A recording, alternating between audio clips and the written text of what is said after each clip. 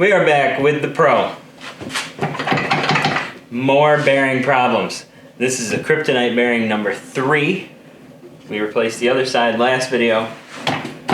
Now this one is bad, even with the fancy washer with 180 foot-pounds of torque and everything is set perfectly right, so it cannot be possibly blamed on this. So we're gonna yank out that last Kryptonite.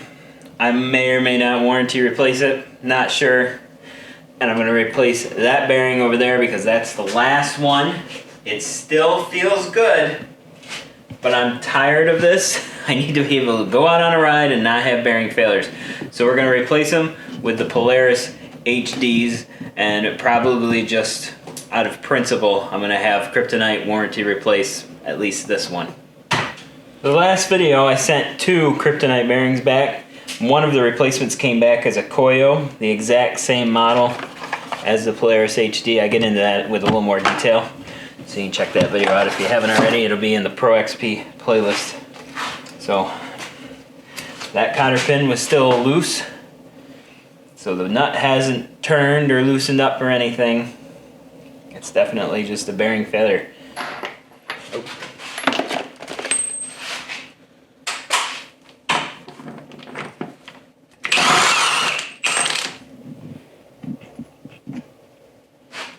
Still has a cone on it.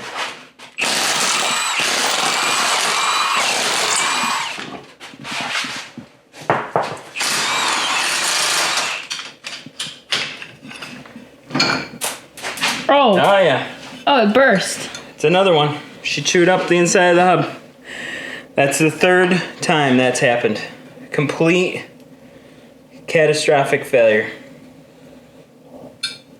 You want that? And it was starting to chew up the outside of the hub. I'm very, very disappointed in this. You know, 1 is oops. 2 is like, come on.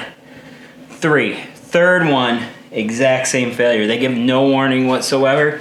I'm telling you, I inspect this thing all the time. Every 25 hours minimum. And there is 0 play in this. And then you take it out on a... How long were we at? Well, I did 2 drives. Not even 30 miles. Catastrophic failure. I'm pulling that other one out. I'm not even going to run it. And why would I want to put another one of these in there? This is the 3rd time. I am done. Kryptonite, I'm sorry, I tried. I like made in the USA and I really want your stuff to work, but I am done. And it's a shame too, we just put a whole new set in Sunny. So I tried to dig up this again. I think we got it in time. So even though there's some damage, it's not going to be impacting on the outside edge. So we'll save that. The inner race was still holding on,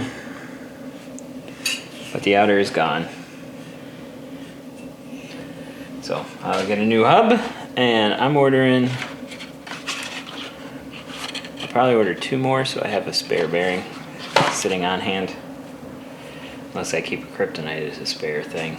But man, I'd rather just throw a brand new HD on there and go with it, and then when the new one comes in, put it on a shelf so you don't have to do the job twice. There it is. That's what I'm doing. Okay. I'm gonna order 2 HD bearings. So I'm gonna put this one up here, 1 back there, 1 in the box. Yeah. That's tore up. New one is in. There we go. Old one there. And while I was waiting, decided to tear the back one apart. And it's bad. Didn't look bad, didn't have any play in it, but the back is broken into pieces. So that is all 4 bearings have failed in a way that I've never seen or had happen before. Normally the raceways just get a little worn out and they get a little loose, you throw a new bearing on, but the whole housing is just cracking and breaking. So that's an unacceptable failure. I don't know if the metal they're using is too hard. I don't know metal. I'm not going to pretend to know it, but it broke in an unacceptable way and catastrophic failure ensued. Fortunately, this one is still intact. So after all of that, 1 hub is not going to have any signs of damage on it. Glad I changed it when I did.